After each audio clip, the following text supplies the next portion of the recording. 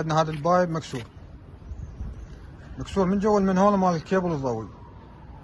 اليوم حفرته جاي يشتغل بيهم بس ما اقدر، الماي قوي، اخذنا الماي.